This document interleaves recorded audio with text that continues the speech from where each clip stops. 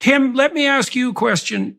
Jim referred to, this is an awkward question. I don't know how to progress with it exactly right, but he said that he tried to play you with a certain kind of innocence. And, there's a gospel line, and the line is, unless you become as a little child, you will in no way enter the kingdom of heaven. And it's a very, very subtle line because it doesn't say, unless you stay as a child, right?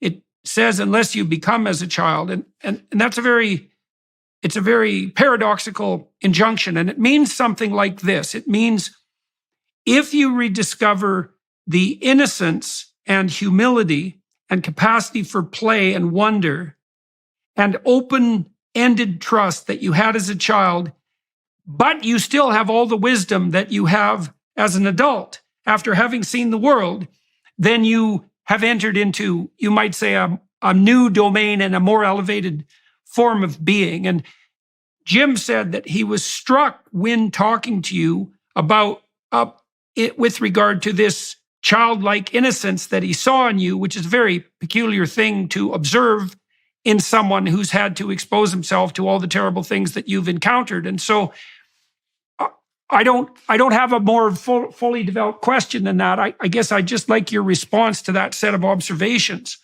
I think I know what Jim's talking about. When we're doing operations, as you see depicted in Sound of Freedom, it's some crazy stuff.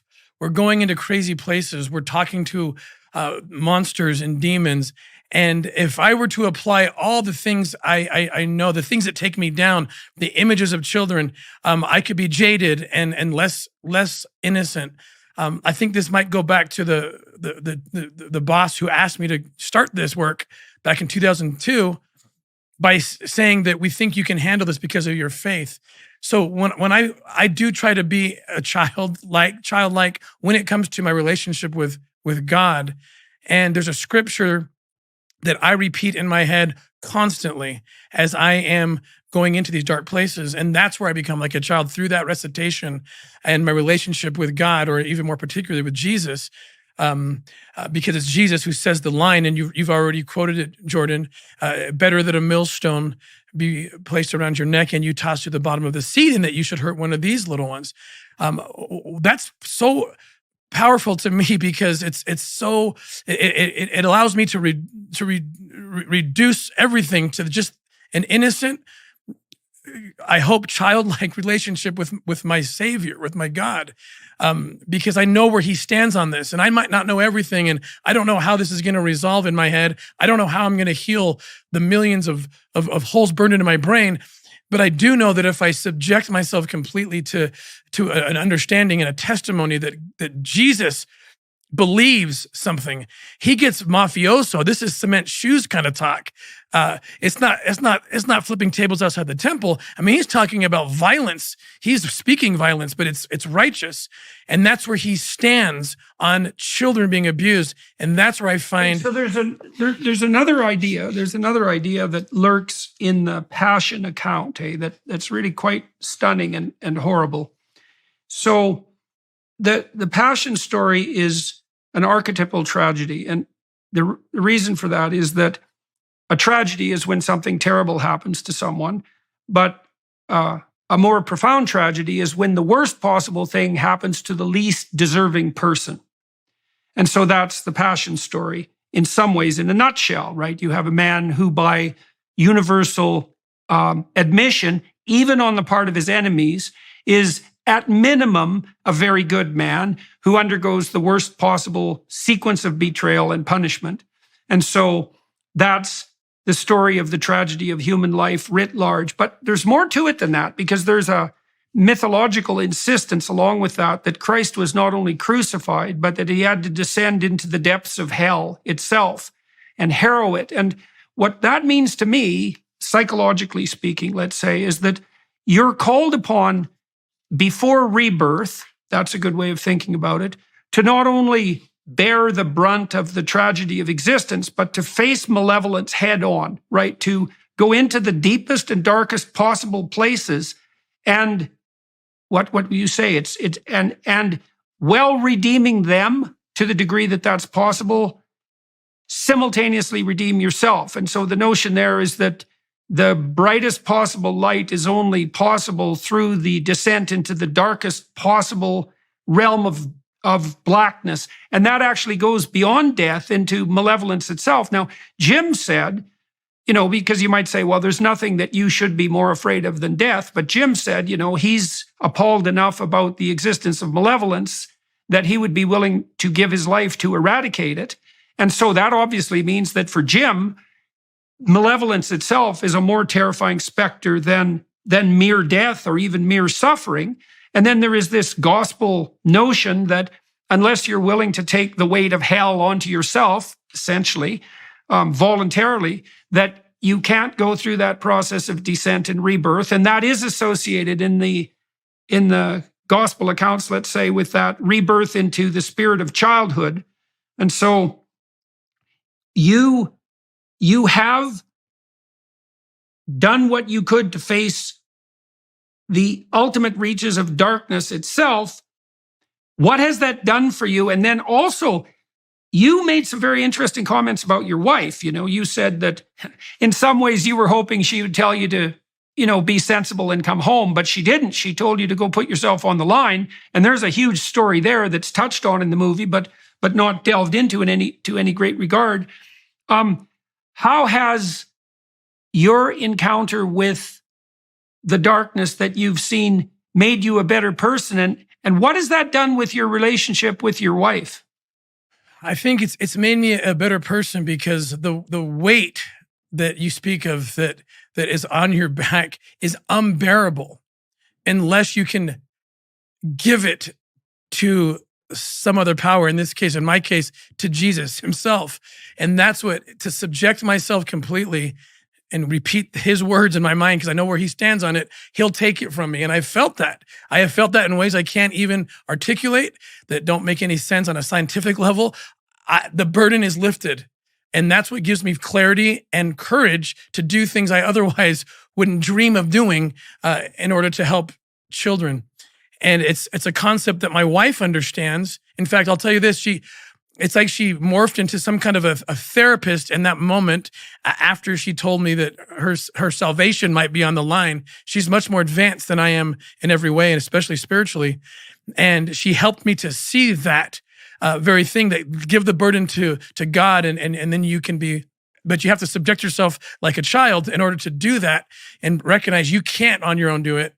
But she ran me through this exercise. I don't know where she got it. Maybe it was a download from heaven, but she said, do you see the two paths you're going on? Either you go into Colombia and you do this operation, and what does that look like? And I said, it looks horrifying. It's scary. It's dark. There's cobwebs. I was literally imagining this. There's spiders. There's evil things. And she said, what's the other path? And I said, well, the other path is light. It's, I can see at 50, I get to retire, and then I don't have to, I'm paid a federal government salary my whole life and benefits, and that seems secure to me, and that seems comfortable. Then she says, close your eyes, and you're with your maker. You've passed through this life and you're talking to your maker, and he has two questions for you. One, could you have saved the kids? And two, did you do it? That's your interview.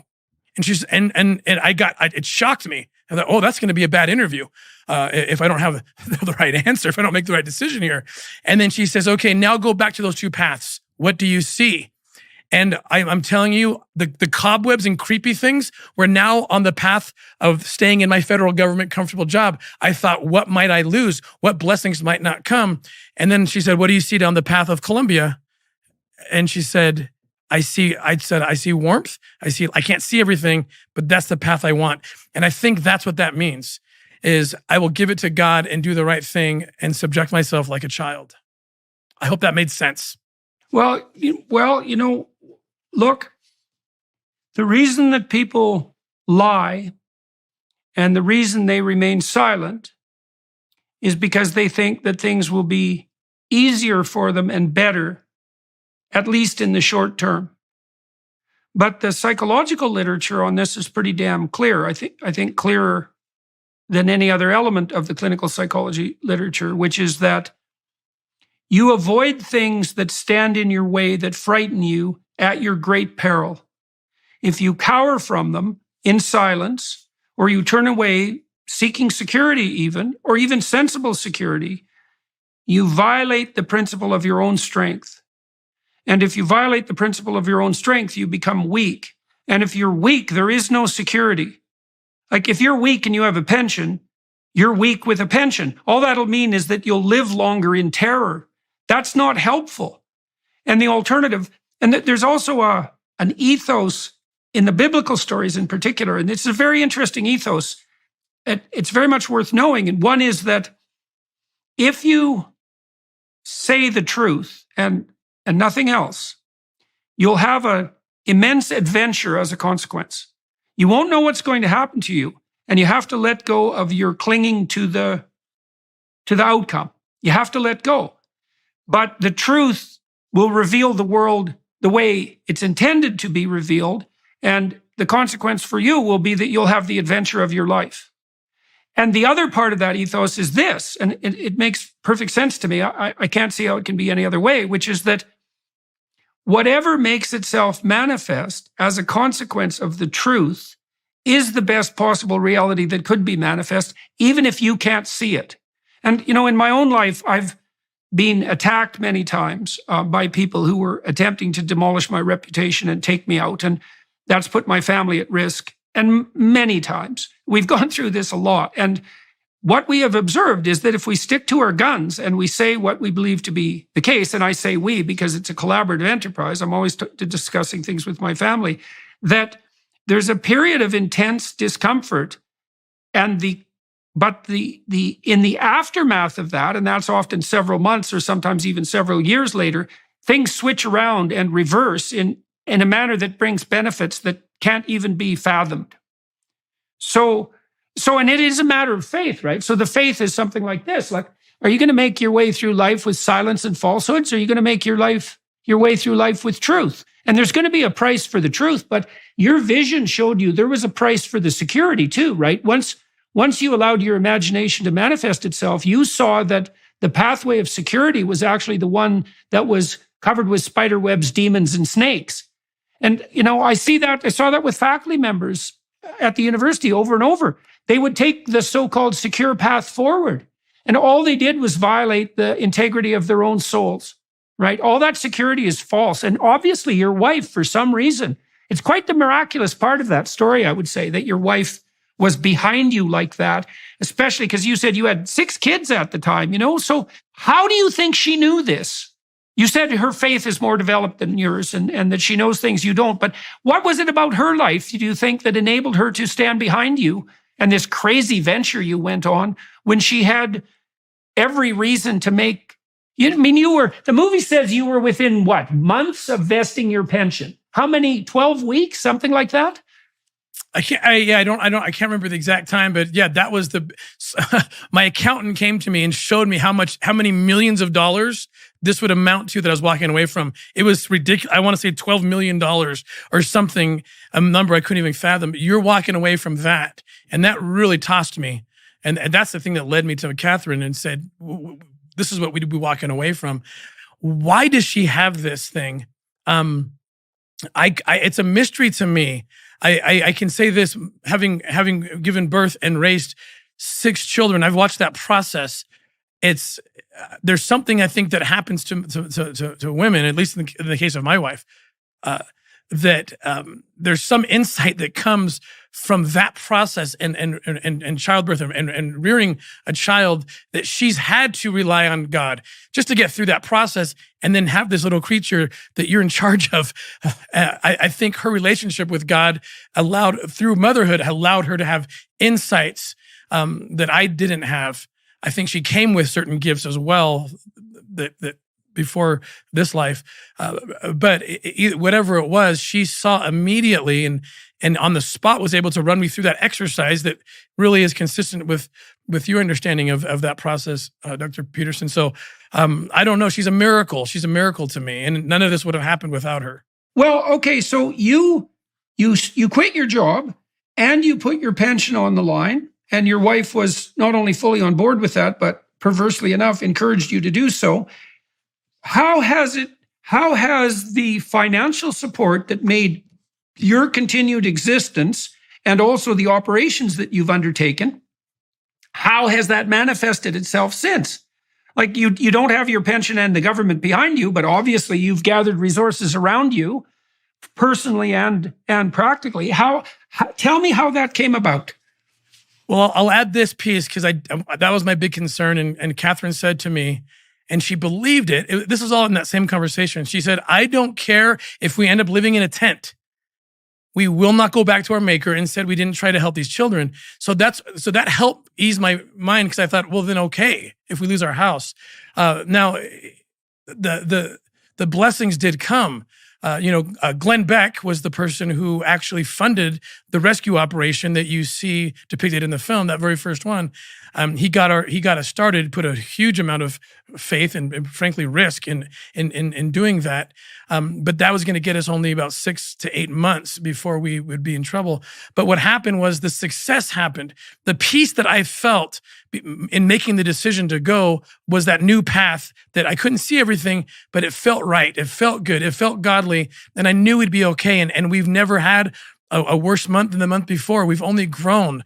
Success breeds success. Donations start coming in. Opportunities come in. And frankly, I think I'll be better off financially as I look at my future than I would have been otherwise. Right now, we should just dwell on that for a minute. So we just want to dwell on how unlikely that is. So let's just go through this. So you make this crazy decision to quit your job and to forgo your pension, even though you've basically vested it.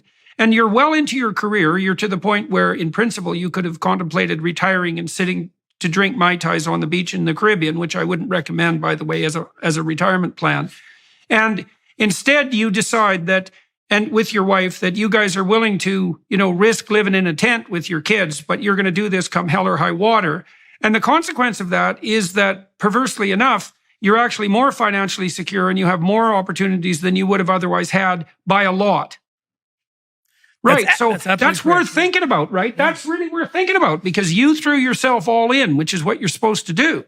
And not only did that work on the fight side, because you have been able to rescue these children and to continue this endeavor, but none of the things that you thought you would lose, you actually ended up losing. That's correct. And I'm thinking of the words you just said 5 minutes ago about when you take on the challenges, you lose that weakness that you otherwise would have. I don't want to be weak with a pension. And like you said, I was able to be stronger, and that strength is the thing that frankly allowed me to expand my possibility of making more income and doing more things. In fact, I often journal, Jordan, often when I have the biggest challenges of my life that come and I hit in the face with this or that, I take note, what blessings came, what good things came. And sometimes it's 90% of the good things before me sprung out of that horrific challenge, that the darts thrown at me, whatever it was. And so the principle that you're teaching really has played out accurately in my life over and over again. Yeah. Well, I think it makes sense in some sense. Look, if we wanted to just think about it practically, you're going to become stronger, more confident, more credible, and a better communicator in precise proportion to the burdens that you decide voluntarily to confront and master. Like, obviously, because how could it be any other way? And then what that's going to mean is that when you go communicate with people and you tell them what you're doing, they're much more likely to jump on board because you have the charisma that goes along with having the stories to tell and those encounters to relate and the success you've generated. And so then people are going to offer to help. You're not even going to have to ask them. And so let me ask you about that. You talked about Glenn Beck. Who else has been instrumental in helping your operation grow and providing you with support? You mentioned Tony Robbins as well. And I've got to know Tony a bit over the last year or so. He's an absolutely remarkable person. And I think he might be the most charismatic person I've ever met, which is really saying something because I've met some very charismatic people. And he's quite the monster in the world. And he's done an awful lot of good. And he's obviously supporting you as well and is on board with this project. And so how did that come about? Well, Tony Robbins is in fact the single largest donor to our operation. I'm super close with him, his wife as well, Sage. Beautiful people, beautiful souls. It came about in the most amazing way.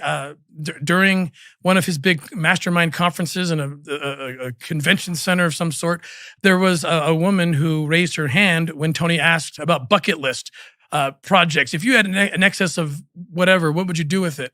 She raised her hand and said, I'd support a group called Operation Underground Railroad. Tony says, what is that? 3 minutes later, he says, I'll donate, I'll match whatever someone gives me right now to help rescue children. And that's the relationship was born. He called me a few days later and said, is this real? I said, I felt it was. I said, why don't you come down to Haiti with me? We're about to do an operation and you can see how very real it is. And he did, and he saw, and that converted him to our cause. So what's on your plate next? Where is this going as far as you're concerned? And what sort of impact have you had in sheer numbers? Why do you think you're not going to get taken out? Because it seems to me that you're in a situation where that's, of reasonable high probability given who you're dealing with. And what do you hope to accomplish over the next while? And what can people do to help? Well, so I've changed quite a bit of how I look at the playing field of human trafficking. I can no longer do operations. I've been in the media too much, especially with this film.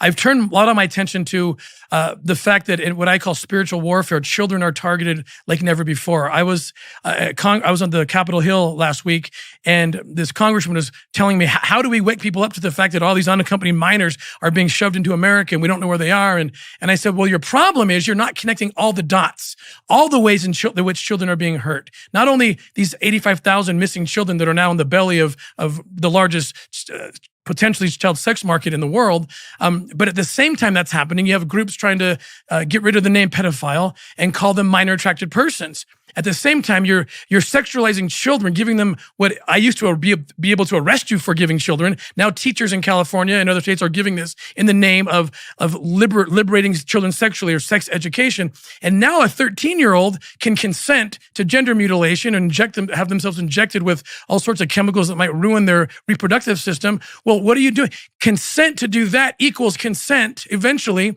to sex with a 50-year-old pedophile.